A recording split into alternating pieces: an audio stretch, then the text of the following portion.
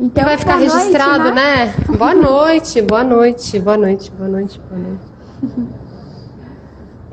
Bom, nessa breve apresentação que eu vou fazer, primeiro eu vou dizer que eu vou ficar olhando para vocês aqui e também um pouco para o computador, então não é que eu estou fazendo outra coisa, mas é que eu estou olhando para o computador. Bom, agradecer a presença da Sheila e do Felipe aqui nessa transmissão. Essa é a terceira transmissão ao vivo do Eu Movimento. A transmissão anterior, a live anterior, foi com o Marcos Vinícius e o Beto Dertoni, com o tema Autonomia e Colaboração no Lugar do Comando e Controle. Essa live está no IGTV do Eu Movimento e também a live anterior, a primeira live da série Saúde e Natureza pela Medicina Chinesa, também está no IGTV e está no canal do YouTube do Terapias Chinesas. O Felipe e a Sheila são professores do curso de formação em massoterapia Tuiná, aqui na Eu Movimento. E esse curso é fruto da parceria da Eu Movimento com Terapias Chinesas e tem a supervisão do professor Edgar Cantelli. Então, passo a palavra para vocês. Muito obrigada por estarem aqui hoje. Muito obrigada. Eu que agradeço o convite, tá? Dando essa oportunidade para a gente falar, conversar. E hoje a gente veio falar um pouquinho do Tuiná e pegando um pouco do gancho da última live que a gente fez, é uma das ferramentas clínicas, né, da medicina chinesa, que é a massoterapia Tuiná. E na última live a gente tinha falado um pouquinho de um compêndio, que era o Tratado do Imperador Amarelo, que ele fez um compêndio de todas as técnicas, ele sistematizou, né? Só que a gente sabe que tem um dos volumes, e eu vou até pegar o nome para bem direitinho aqui, que são 10 volumes de massoterapia do Imperador Amarelo e do Tipo, que é o discípulo e o mestre, né? Que foram perdidos. Esse livro foi perdido. Então, assim, a gente já tem uma ideia que lá de 2.600 anos antes de Cristo, quando o Imperador Amarelo fez esse compêndio todo, o Tuiná já estava lá. Então, mas mesmo assim, até antes disso, tem registros que foram tirados do Rio Amarelo, de cascos de tartaruga, de pedras, de registros, isso datado de, acho que 10.000, 20.000 anos antes de Cristo, que já tinha registros falando da experiência de se passar por massagem. Isso é muito, muito incrível da história, né? E aí a gente pensou nessa live hoje com pausa para 2 momentos de perguntas, porque a gente percebeu na última live que a gente acabou perdendo muitos comentários. Então, se as pessoas puderem segurar a pergunta, que a gente vai fazer uma pausinha para pergunta, vai ser ótimo. A gente vai ter 2 momentos de pergunta. A gente vai falar a pergunta, e acho que isso cria um movimento bacana. Ótimo, ótimo. Muito bom. Certo. Queria falar um pouco, como a Sheila falou, tem bastante coisa para a gente falar, né? O Tuiná, ele chegou no Brasil através do mestre Liu Pailin, né? E ele é muito conhecido através do Tai Chi, né? Das práticas energéticas, que é uma das ferramentas da medicina chinesa, né? Então tem uma linhagem de Tai Chi que traz o nome dele, né? Tai Chi Pailin, foi muito difundido aqui no Brasil. E ele veio para o Brasil em 75. Né? Na China começou uma revolução cultural, então ele saiu de lá, ele fazia parte do exército, tinha todo um envolvimento, e ele precisou sair de lá com a família, e isso foi de certa forma importante, porque a gente conseguiu manter na nossa linhagem coisas bem tradicionais da medicina chinesa, que hoje, se você for para a China, você não encontra. Porque toda a forma de pensar a medicina chinesa já está bem modificada, bem diferente do que a gente estuda na nossa linhagem, né?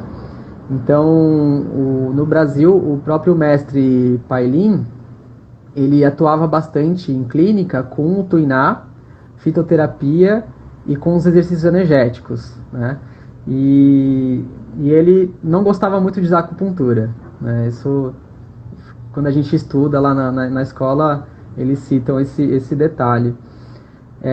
Uma coisa interessante da nossa linhagem, até antes de entrar na história do Tuiná, eu optei por falar primeiro da nossa linhagem, porque ela resgata muito do que a gente estuda nos primórdios, nos princípios do Tuiná, né? Então, tem 3 alicerces super importantes na nossa linhagem, que um deles é a coerência.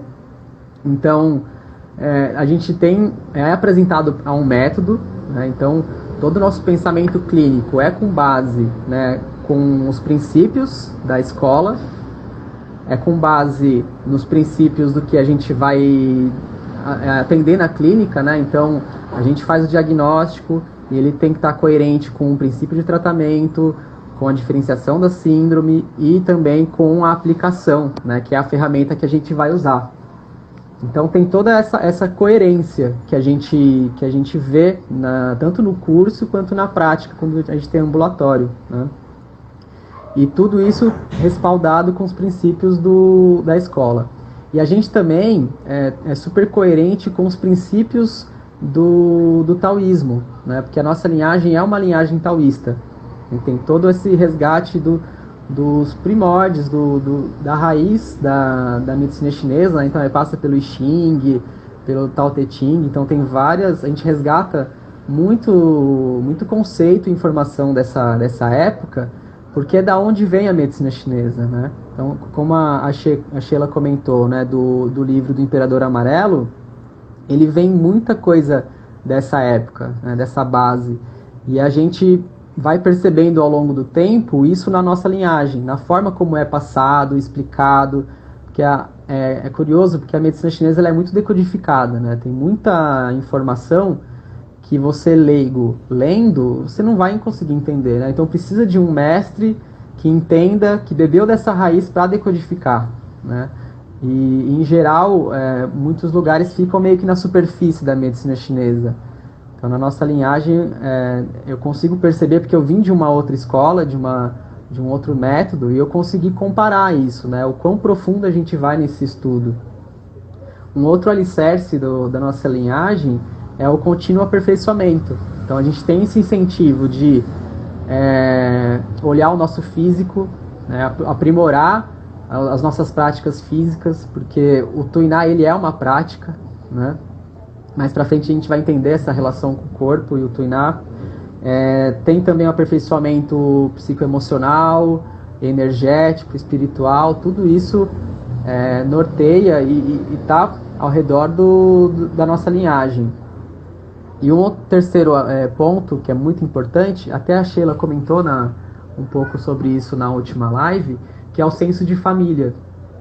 Então a nossa linhagem ela tem essa característica de trazer essa sensação de família mesmo. Então os terapeutas formados, eles ajudam uns aos outros, ajudam quem está em processo de formação, então ou com trocas de massagem, atendimentos, ou indicando pacientes um para o outro. Então o amigo que se formou antes, ele é como se fosse um irmão mais velho, né, da nossa linhagem. E esse ambiente familiar, ele é muito saudável, né? Ele cria um ambiente cooperativo entre os terapeutas, não fica aquela competição de um querendo ser melhor que o outro, então fica um ambiente super harmônico e isso reflete com base nos princípios da escola e da linhagem, né? Então, acho que a gente conseguiu trazer isso, né? O mestre Pailin trouxe um pouco disso. Hoje quem coordena a escola, quem fundou a escola, na verdade, o Semetrac, é o mestre Liu Ximing, que é filho do mestre Pailin. Então ele coordena os cursos, é uma honra enorme ter esse contato com ele na escola e ter aprendido um pouco com ele. A Sheila chegou a fazer curso direto com ele, eu já sou de uma outra geração, eu já fiz os cursos com o Edgar, que é quem dá as aulas hoje, o Edgar Cantelli, e também assim, com todo um respeito, com todo um rigor de transmitir a linhagem. Então e ele deixa isso super claro, né? A gente não está inventando coisas novas da medicina chinesa, a gente não está criando uma forma diferente. O ideal é trazer a linhagem da forma mais pura possível, né? Ele até usa um exemplo, né? E a Sheila também comentou, a gente é um papagaio que está repetindo aquilo que a gente aprendeu, da forma mais pura. É evidente que cada um tem a sua forma de expressão, então tem algumas características próprias de cada um, né? Mas o princípio está lá, né? O princípio da ferramenta, da medicina chinesa está lá. E isso eles vão ensinando pra gente, né? E é muito bonito como cria essa egrégora, essa força da linhagem. E toda essa estrutura que a gente recebe, né? Agora vamos entender de onde vem o Tuiná, né? Na live anterior a Sheila comentou um pouco sobre essa história, né? De onde veio a medicina chinesa, né? Então, só relembrando um pouco, é de uma época onde a China ela era constituída por pequenos povos. Então, eram grupos de pessoas que... É como se fossem os nossos índios, assim, né? Eram tribos, grupos pequenos. E nessas comunidades, nesses grupos, tinham os xamãs, né? Que era aquela pessoa detentora de alguns saberes, né? Para ajudar aquela comunidade, aquele grupo. E uma coisa muito interessante de trazer dessa época é que eles tinham essa característica de registrar os aprendizados, né? A Xia até comentou isso na live anterior, mas eu quis reforçar isso porque é muito importante, né? Então, cada aprendizado que esse xamã, esse líder tinha na sua vida, ele registrava, e as próximas gerações tinham acesso a esse aprendizado na íntegra, né? De forma completa. Então ele conseguia se aprofundar e ampliar esse conhecimento. E isso fez com que durante muitos anos a gente tivesse uma medicina super bem elaborada, estudada e muito profunda, né? E empírica, né? Isso, e empírica, que aí entra numa outra característica que eu gosto muito e procuro desenvolver em mim, que é essa habilidade de se auto-observar. E eles tinham muito isso na época, né? Não sei se porque eles não tinham WhatsApp naquela época, eles tinham mais tempo para fazer coisas importantes. Então eles tinham essa capacidade de observar a si próprio e ao redor, né? Então eles tinham essa sutileza de perceber que se está próximo da fogueira, ele se sentia bem. Mas aquele colega se sentia mal, começava a transpirar, acontecia alguma coisa. Então, ele tinha essa sensibilidade de tomar nota sobre isso, né? De ir registrando essas coisas.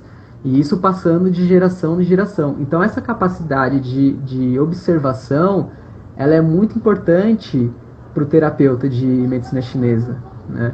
E basicamente, assim, isso é uma das coisas que a gente aprende bastante ao longo do curso, né? E é muito importante, assim, é um grande diferencial mesmo você ter essa capacidade de observar, de conseguir diferenciar as coisas. E uma característica da nossa linhagem também, que é ensinar o paciente a se auto-observar, né? E mais pra frente a gente vai até falar um pouco disso. Uma outra coisa interessante sobre o Tuiná é que o toque, né, é um instinto natural nosso. Então, se você está sentindo algum tipo de dor, você vai querer se proteger, né? Ou está com uma dor de estômago e começa a apertar o estômago. E eles iam observando essas coisas, né? Iam observando isso, iam registrando, iam entendendo por que aquela pessoa estava sentindo aquela dor e tocou naquela região, né? Por que isso, né? Então, eu imagino que foi um processo de muitos anos, né, para entender tudo isso. Mas praticamente o trabalho com a mão é instintivo nosso, né? Então é mais fácil de ter acesso, né? Antigamente a massoterapia chinesa ela era chamada de Anshao, né? Foi o primeiro nome, né? A gente traz o nome do Tuiná, mas o primeiro nome foi Anshao. E depois passou a se chamar Machá. E aí quando eu descobri isso, minha cabeça fez um... aquela explosão de, nossa, que legal isso. Porque dessa palavra machá, quando começou a ampliar, né, o conhecimento da massoterapia chinesa, e começou a ir para outros países, outros lugares, eles começaram a chamar esse machá de massagem. E aí chegou pro Ocidente o nome de massagem, que é o que a gente usa hoje, né? Então a massagem é o toque corporal, mas veio desse nome machá. E eu fiquei super animado, assim, nossa, que legal, porque eu não conhecia essa história, né? E pra mim foi muito, muito interessante. Eu também não. Que legal. É bem legal. E aí depois passou a se chamar Anmo, e alguns lugares falam-se Amá, que é o nome de 2 técnicas, né? E aí depois, por último, passou a ser o Tuiná, que também são 2 técnicas que a gente tem são ferramentas, né? Então a gente vai ver que o Tui é o deslizar e o Na é o pegar e agarrar, né? Então, em cada técnica tem a sua utilização, tem o seu momento, basicamente isso. E interessante, Joyce, que na China, uma formação de Tuiná, ela leva 3 anos. E é um estudo muito, muito difundido lá. É muito importante esse trabalho do Tuiná. E aqui no Brasil a gente encontra cursos de 1 ano, 2 anos, né? E alguns lugares têm essa qualidade tão boa quanto lá de fora, né? Eu acho que o do Semetrac é o mais longo que tem, de 1 ano. De 1 ano e com a intensidade que tem de 1 vez por semana. Então... Vamos fazer uma pausinha para alguém fazer alguma pergunta. Bastante gente chegou escrevendo boa noite para todo mundo. A gente logo no início da live disse que sugerimos, né, assim, das perguntas serem feitas nesse intervalinho, assim, para que o Felipe e a Sheila pudessem falar um pouquinho. A Séries também deu boa noite. Um alô de BH, né? Que ela é de BH. Então, a gente está aberto aqui para fazer algumas perguntas. Bom, enquanto o pessoal se organiza, se alguém tiver vontade de fazer pergunta, eu vou fazer uma pergunta, assim, trazer uma reflexão. Eu me formei em massoterapia também, não foi pela linhagem, né? Até um pouco da história da parceria da Eu Movimento com terapia chinesa, foi um pouco dessa busca, né? De mais informação, de aprofundamento. Então, acho que é muito legal isso que vocês trouxeram, assim, da história da linhagem e do que caracteriza, né, a construção do conhecimento por esse caminho, né? E me chama muita atenção isso do fundamento filosófico, né, da filosofia tá aí junto o tempo todo, dando esse apoio, assim, né? E eu vejo desde que comecei a dialogar com vocês, muitos processos, assim, de profundas reflexões, ainda fazendo o curso com o Edgar agora, o curso do Tal da Mente, chama Tal da Mente. Na outra transmissão eu falei meio embolado, né? E Tal da Mente, falei meio emboladinho. E tá me proporcionando, assim, muitas revisões, assim, de postura e reflexões sobre a prática, né? Então eu estou muito animada, assim, muito feliz de estar tendo essa oportunidade também de compartilhar com mais pessoas, assim, né, e trazer para vocês para falar, né, convidá-los a falar é muito significativo, porque, uma pergunta, o Tuiná tem alguma conexão com a acupuntura? Pergunta do André. Tem. Até vou adiantar já um dos tópicos, né, porque a acupuntura acaba sendo um atalho para o Tuiná. Porque o Tuiná, eles foram percebendo que na pressão e na manipulação dos canais energéticos, você atingia equilíbrios e restaurava equilíbrios do corpo, né? Só que eles foram percebendo que, por exemplo, para você ativar um ponto, você tinha que ficar, por exemplo, 3 minutos fazendo massagem naquele ponto. Então eles foram, acho que a gente precisa desenvolver ferramentas de perfuração. Primeiro eram ferramentas de pressão, Então, os primeiros, se você olhar lá na internet, os primeiros instrumentos, assim, eram ossos, né? Mas não era que era perfurar, eles não perfuravam com osso. Eles faziam pressão com os ossos nos pontos, e aí foram desenvolvendo até chegar, por exemplo, acho que nas primeiras agulhas de bambu que realmente perfurava. Então, a acupuntura acaba sendo um atalho, né? Mas claro que o nível de profundidade, a gente fala dos níveis de ferramenta, né? Como níveis de profundidade. Quando você faz um tuinar, ele tem uma profundidade um pouco menor. Se você usa uma acupuntura, ela já perfura uma camada de defesa do corpo. E, por exemplo, a terceira ferramenta, que é a fitoterapia, já fura todas as defesas, porque você já ingere, já chega no seu estômago direto, né? Então existe um nível de hierarquia, mas tudo começou com a massagem mesmo. Então sim, tem conexão, sim.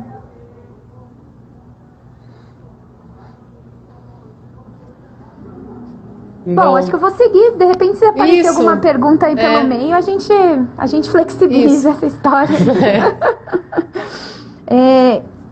E aí, um dos grandes objetivos do tuinar é a gente reequilibrar as energias do nosso corpo, né?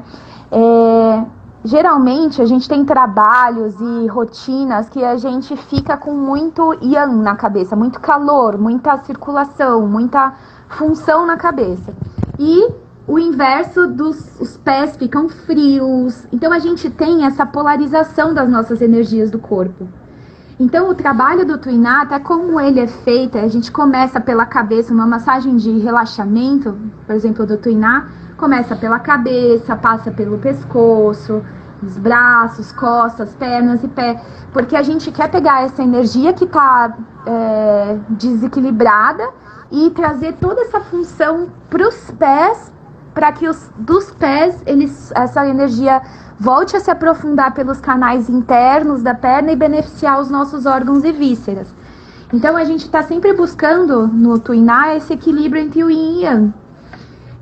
E quando a gente faz o tuinar, é interessante que eu falo, ela é mais superficial, mas ela não é superficial, assim, ela não é bobinha, porque quando a gente desobstrui os meridianos mais superficiais do corpo, o corpo ele pode ter folga e sossego para enviar o que ele estava enviando ali para tentar desobstruir aquele nozinho, Eu gosto de imaginar os nossos canais de energia como se fossem avenidas, às vezes congestionadas, às vezes vazia demais, né?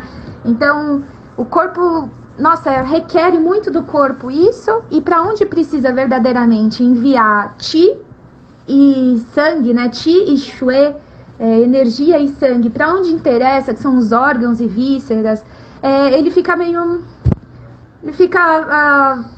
atarefado com outras coisas. Então, quando a gente faz esse tipo de tuinar, faz esse tipo de massagem, realmente o corpo pode se beneficiar profundamente. Então, embora a gente faça toques que aparentemente são em camadas mais superficiais, todo o nosso interno está sendo beneficiado com isso. Então, esse é um dos grandes objetivos, assim, né? E a gente fala que a gente gosta de deixar os pacientes com a cabeça fresca e os pés quentinhos, né? E geralmente, quando a gente se toca, a cabeça tá pegando fogo e um pé frio, né? Isso já fala um pouco toda a fundamentação do I Ching e taoísta, que no nosso corpo o calor ele tem que descer.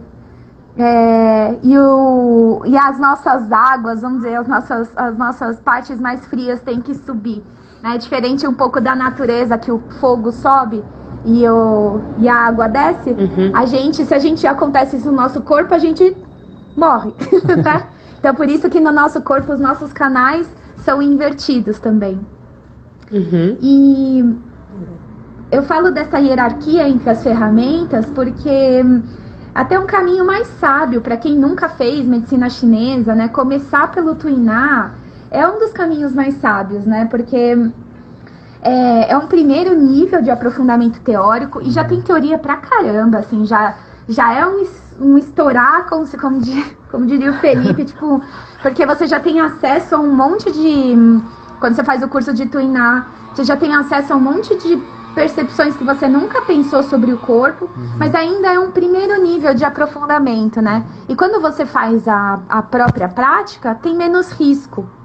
É mais fácil você errar num fitoterápico e você realmente pôr em risco a pessoa do que você fazer um toque errado e prejudicar, né? Então a gente fala até como esse ganho de experiência e você vai podendo usar ferramentas cada vez mais profundas, né? Confiança também, né? Confiança, com certeza. E aí, como eu falei, assim, né, as outras ferramentas, a acupuntura e a fito, ela fura as camadas de defesa com mais facilidade, e o Tuiná não, né, porque você tá ainda na pele, nos músculos, no meridiano, né, então isso é bem mais para questões circulatórias, periféricas, o Tuiná é bem bacana, né, e ela é considerada uma ferramenta, era considerada a ferramenta principal na medicina chinesa, porque e o nosso mestre fala, é muito bonitinho, né? Onde tá o terapeuta, tá a ferramenta, né? Porque a gente só precisa das mãos, só, né? A gente consegue pôr energia, drenar energia, aquecer. Então a gente tem uma série de coisas que só tendo o terapeuta está a técnica, está a possibilidade de tratamento. E pensando na China antiga, na China hoje, que é muito populosa, né? É um país, naquela época, tinha poucos recursos, né? Tem uma ferramenta barata, né? Isso era muito importante. E acessível também, né? Acessível também. Para ter fito, você tinha que ir procurar a fitoterapia, fazer uma viagem. As viagens não eram simples, né? Você tinha que pegar o cavalo, tinha que ver se tinha o transporte disponível. A acupuntura também, a perfuração também não era tão simples, tem que ter um material disponível ali também. Então, as outras ferramentas, elas são um pouco mais complexas e exigem mais recursos e estrutura para aplicar, né? Agora o Tuiná não, né? A mão o profissional tá ali, o terapeuta tá ali, é possível fazer um tratamento. Então, por isso que ela sempre foi muito valorizada lá na China. E quer falar alguma coisa, Jorge? Porque é muito maravilhoso isso, assim, porque você considerar que você pode ser uma ferramenta, bom, né? Esse é o princípio, a base de tudo, né? Mas pensando em cuidados na própria família, no autocuidado, né? Isso é ótimo você ter falado isso, porque, por exemplo, já respondo. É mais comum a gente pensar que todo o trabalho, por exemplo, que a acupuntura faz está na agulha, né?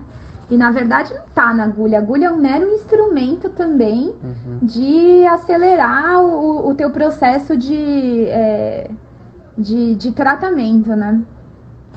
Deixa eu pegar aqui. Tiveram duas perguntas aqui. Se o Tuiná pode tratar questões relativas ao psicológico e se as técnicas tocam os pontos de defesa, significa que nossas doenças e desequilíbrios são resultados do corpo e mente em estado de alerta? Tá. Se as técnicas tocam os pontos de defesa... Acho que você pode responder a do André e eu respondo a da Daphne. Então tá bom. O Tuiná pode tratar, sim, questões relativas ao psicológico. O corpo, ele é um templo. Ele é um templo de histórias, ele é um templo de ressignificar também, né? Quando a gente está num ambiente seguro e a gente pode entregar o nosso corpo para um terapeuta e ele cuidar, quantas ressignificações não podem existir de um corpo que às vezes sofreu ameaças, às vezes esteve em lugares muito doloridos, né? E todo esse cuidado que a gente pode ter também com o corpo, esse olhar, esse toque que é profissional, né? Mas ele ressignifica muita coisa também. Então, sim, por exemplo, você vai tratar uma ansiedade, A gente faz agulha e tal, mas não tem nada mais gostoso do que você receber um tuiná na cabeça, que você tá super ansioso e alguém te toca e drena essa energia da sua cabeça. Ah, não, você tá com o corpo super desvitalizado, tô mais deprimido, não tem nada mais gostoso, ao invés da agulha, né? Que já é um pouquinho mais duro, vamos dizer, uma ferramenta mais dura. Tem nada mais gostoso do que você receber um toque, né? E aí tem todo o nosso método que, para trazer mais energia, aí são toques mais profundos, um toque mais firme, mais lento, mas tudo pra te trazer mais energia, né? Então, por exemplo, até em casos mais psicológicos, tratar já com todas as intersecções é maravilhoso, né? Porque você tratar com fito, acupuntura e tuiná, às vezes a pessoa sai levitando, assim, do consultório, né? Que é bem gostoso. E ainda nessa pergunta, é importante falar como a gente entende o corpo e a mente, né? Na medicina chinesa a gente estuda que a mente, ela é um resultado do corpo. Até a gente coloca ela numa categoria de substância vital. Então a gente entende a mente como um resultado, como se fosse o sangue, como se fosse os líquidos do corpo, a saliva. Então a mente entra numa categoria onde ela é uma substância vital mais yang. Mais sutil, mais assim, sutil, que muda, tem um dinamismo muito maior. Então, da mesma forma que você pode ter uma anemia, né, uma falta de sangue, você também pode ter uma deficiência em algum aspecto psíquico. Ou você pode ter um excesso em algum aspecto psíquico. E aí a gente pode sim tratar isso com o tuiná, né? Muito, né? E a Xê explicou super bem, né? De fazer esse calor, esse chi que está em excesso na cabeça e descendo. E é super possível. Como às vezes tem, por exemplo, tuinás que você faz, embora não é para ter catarses, assim, não é uma prática de arrancar uma catarse, mas às vezes vem choro, porque na desobstrução daquilo que estava parado, vem às vezes uma memória, vem uma sensação no corpo, vem um choro sem nome, e é isso, e a gente coloca isso em movimento, né? O corpo tem memória, né?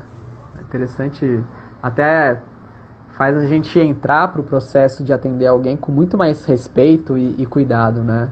E você entender que aquele corpo tem uma história, tem uma memória, tem uma experiência, e fazer o processo da massagem vai trazer essas experiências, não sempre, né? Mas você está tratando e está mexendo com isso também, né?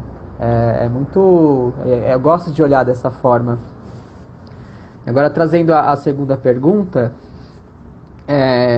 espero que eu consiga responder. O que eu entendo dessa parte do tratamento é que o corpo ele tem mecanismos de autorregulação, nosso corpo. Então, a todo instante, ele tenta equilibrar yin e yang, função e estrutura. Então, a respiração, o pulmão, né, o órgão, tudo o que é função e estrutura, o nosso próprio corpo tenta equalizar isso, tenta equilibrar isso. E até, ainda bem que é assim, né? Porque nosso professor costuma falar, uma andada de metrô que você dá aqui em São Paulo, você já está todo bagunçado, né? Se o corpo não tivesse esses mecanismos, né? O ar-condicionado, empurra daqui, e aí vai de lá, e estresse. Então, nosso corpo a todo instante tenta manter, se regular, né? Só que tem algumas vezes que ele não consegue, né? Ou por questões hereditárias, você já veio com uma tendência de uma deficiência de uma função específica, ou uma questão estrutural, ou porque é muita coisa mesmo, né? Coisa psíquica, você come mal, dorme mal, várias coisas ao mesmo tempo, o corpo não consegue se restabelecer, né? E isso acaba, aí entra o nosso papel de terapeuta, né? O trabalho do terapeuta de medicina chinesa nada mais é do que aprender quais são esses pontos de acupuntura que vão mexer nesses mecanismos de autorregulação. Então a gente tem mais de 300 pontos pelo corpo, então a gente tem que entender o que cada ponto faz e como ativar esse ponto, se a gente vai colocar mais energia, menos energia, para ajudar o corpo a se autorregular. Então eu gosto muito de trazer isso, porque o terapeuta ele tem um papel Só que ele tem um limite nessa participação, né? Ele vai ativar esses pontos de autorregulação, né? Esses pontos de acupuntura, ele vai fazer todo o diagnóstico, o tratamento, escolher a ferramenta adequada, mas tem um papel muito importante do próprio paciente, né? Porque é importante ele se responsabilizar pelo processo terapêutico dele. Porque então ele precisa dormir à noite, sabe? Ele precisa comer minimamente bem, ele precisa se hidratar, porque se não acontecer isso, o terapeuta não consegue fazer o trabalho dele. E eu acho interessante trazer essa visão, porque tira o terapeuta desse lugar de alguém que vai trazer um resultado, assim, imediato, milagroso, né? Tem um método, e a gente vai usar esse método de uma forma mais segura possível, mas se o paciente ele não se responsabiliza e não participa do processo terapêutico, fica um pouco difícil, né? Então, respondendo até a pergunta, acho que sim, o Tuiná ele acessa esses mecanismos de autorregulação, mas isso tem muito a ver com o paciente, o corpo do paciente, e o terapeuta de saber o que fazer e como fazer. Então isso é uma parte muito interessante, assim, de ter consciência, né?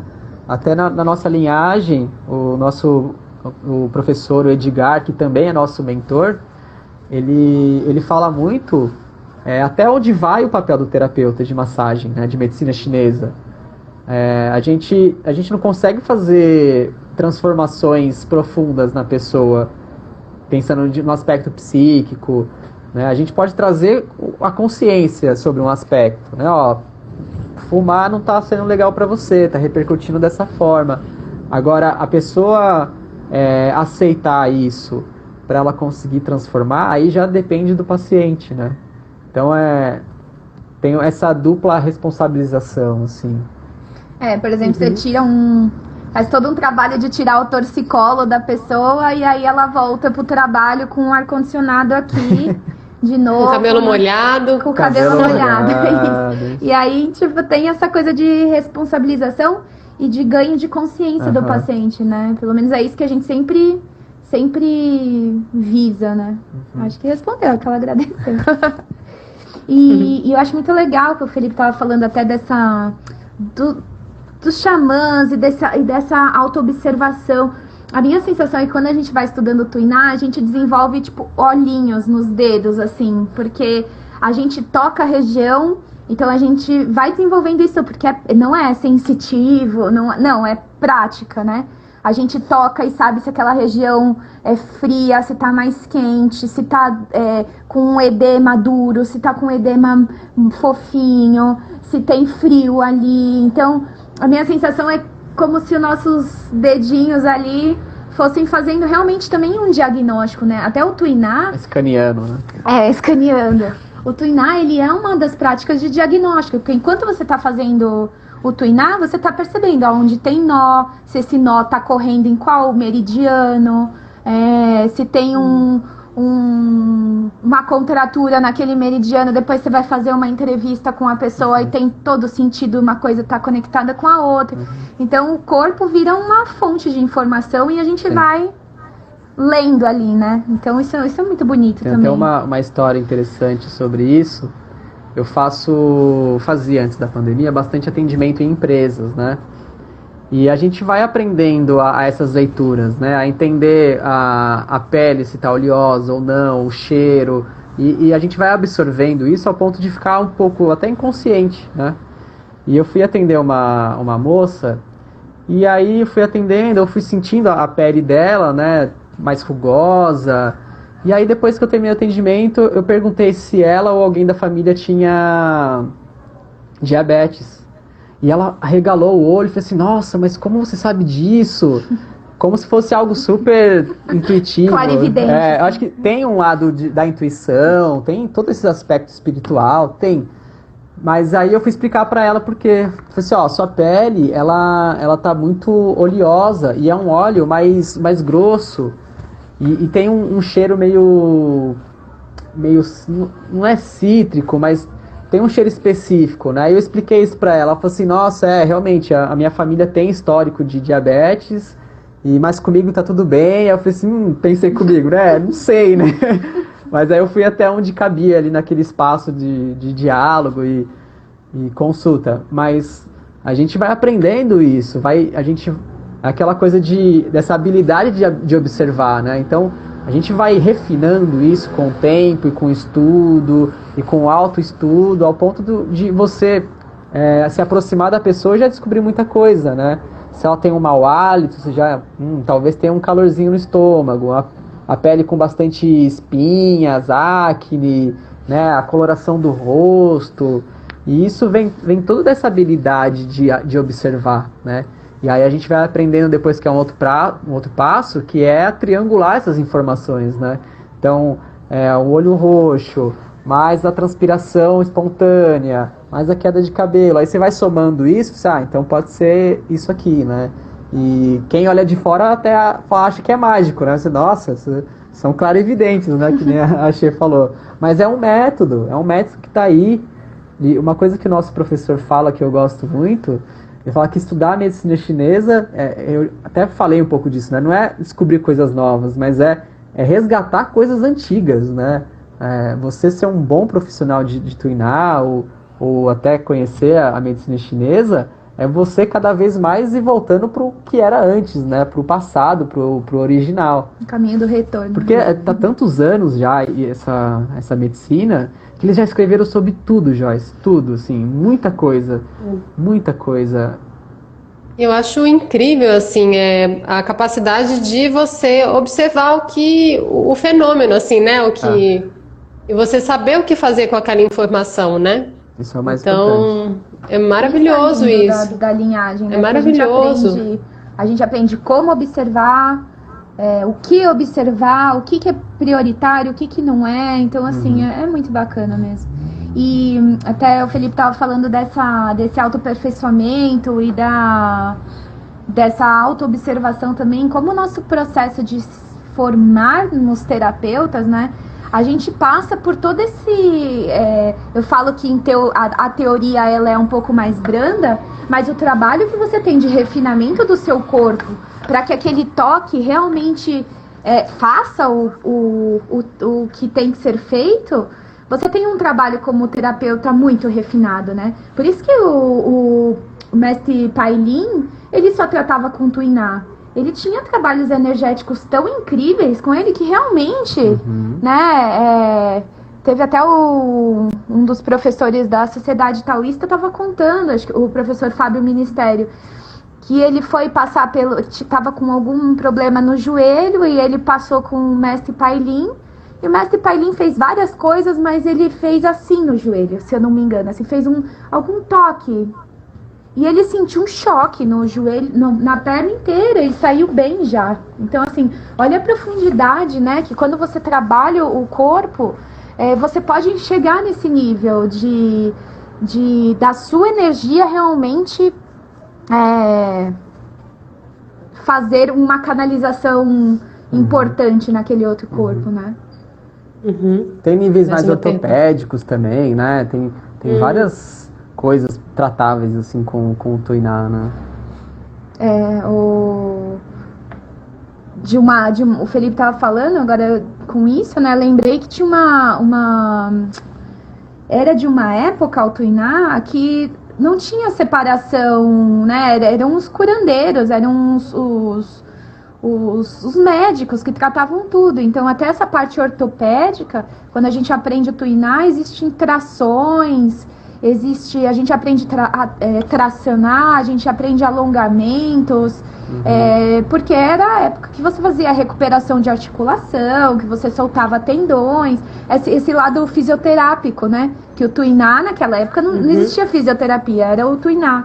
Então, até nas nossas práticas, a gente consegue ver isso, né? Sobre o corpo do terapeuta, né? Esse trabalho... que até ao longo do curso a gente aprende algumas técnicas de Qigong, que antigamente se falava Daoyin, né? E hoje a forma mais moderna é o Qigong. São esses exercícios energéticos, o próprio Tai Chi. Então, eles vão ao Heitor aí falando um oi, que é um professor de Tai Chi, Qigong, excelentíssimo. É da nossa linhagem também, de Tuiná. Um abração aí, Heitor, grande amigo. E a gente passa por um processo de aperfeiçoamento físico, né? Para entender o jogo do corpo, né? O peso do corpo, quando a transferência de peso. Então, a gente vai fazendo um refinamento tão sutil, assim, ao ponto de você perceber que, não, peraí, eu tenho que jogar o peso mais para a direita agora, para ir sutil.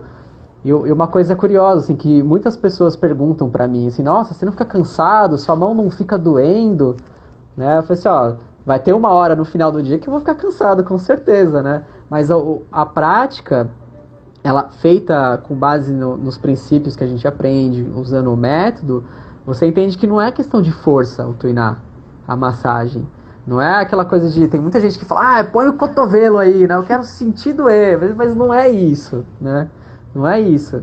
E até o nosso professor fala, né? Que quando tem uma dor, significa que não tem um fluxo, né? Uma dor é um não fluxo. Então você precisa trazer fluxo para aquela região. E às vezes, não é nem naquela região que você vai mexer, né? E aí esse trabalho corporal você começa a refinar de entender, né? Então você traz o quadril, começa no pé, né? Traz no pé, o quadril, aí a sua postura vai indo pra frente, que vai vindo pelo ombro, cotovelo, e aí vai chegar na sua mão, nos dedos e alinhado, sabe?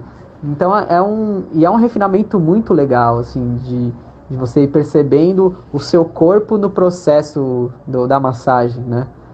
Até algum tempo atrás eu chamava a massagem, o tuinar o trabalho, né? Uma profissão. E a gente assistiu uma live com uma das netas do mestre Liu Pailin. E ela falou que ela faz a prática do tuinar. E aquilo, de novo, minha cabeça explodiu. Eu pensei, nossa, é isso, é uma prática, né? É que nem o tai chi, a yoga. O tuinar é uma prática. Eu pratico há sei lá quantos anos eu pensei, tuinar. Como assim ela pratica tuinar? Nossa, é mesmo, você tem que praticar o tuinar, né? E aí, olha lá, o Daphne falando que já morreu de dor em massagem. E aí é isso, né?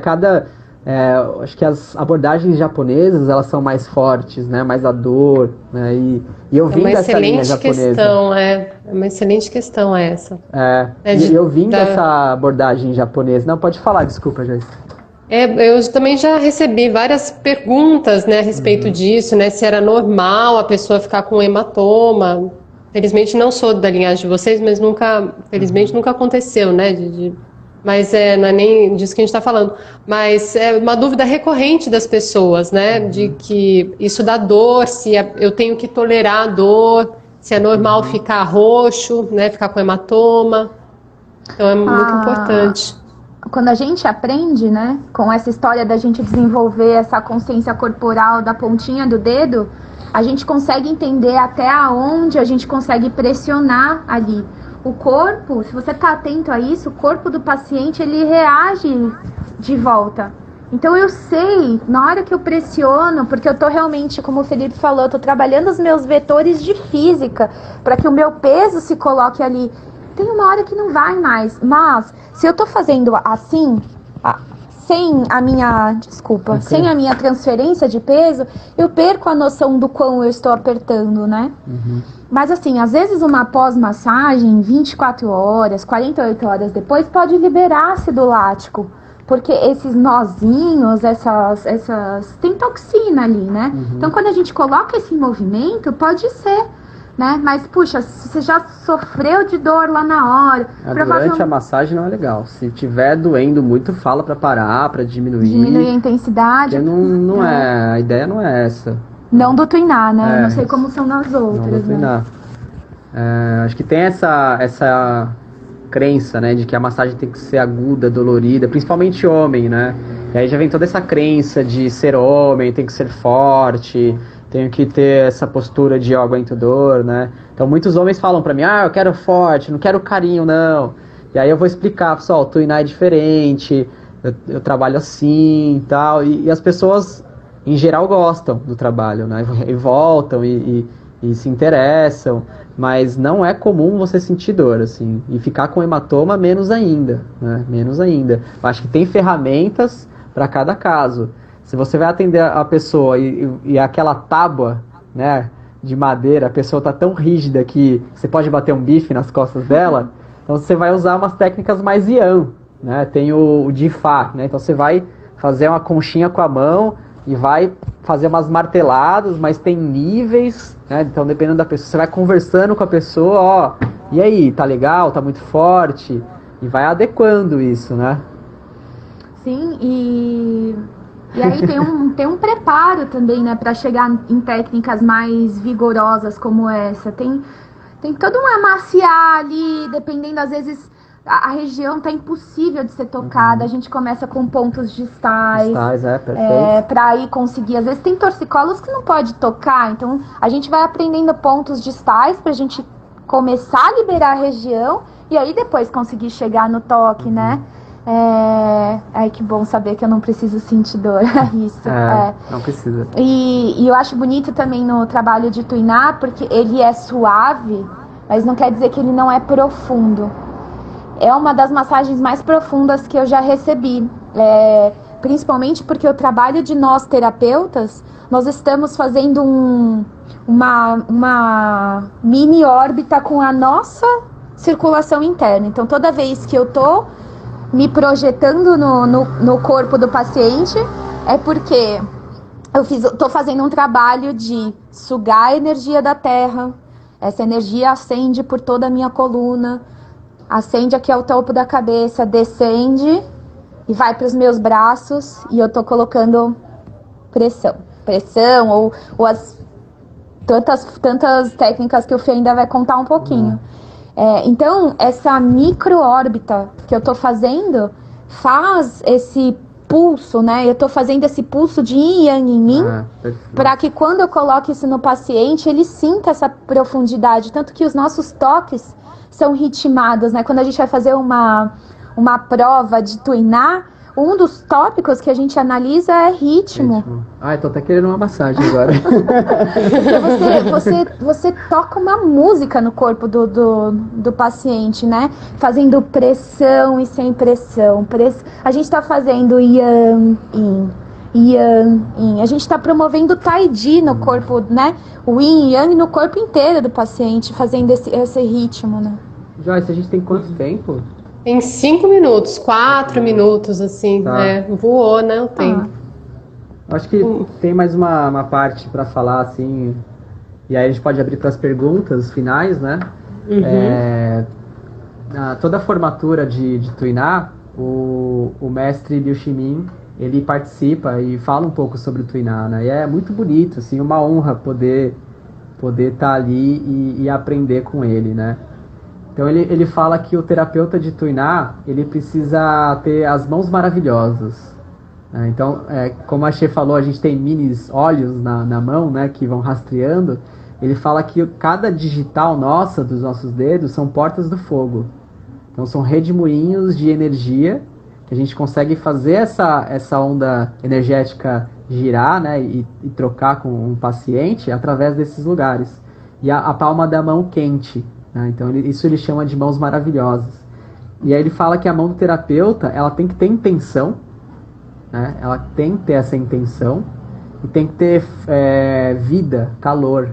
Então essa é as mãos maravilhosas de um terapeuta, né? Ele fala mais um monte de coisa, assim, é super gostoso de estar presente, né, com um mestre que carrega toda essa ancestralidade, essa linhagem. É uma honra enorme, assim, poder ter esse contato com ele, né? E ele fala que a mão do massoterapeuta de Tuiná tem 5 agulhas. É como se a gente fosse um acupunturista de 5 agulhas na mão. É lindo isso, é lindo.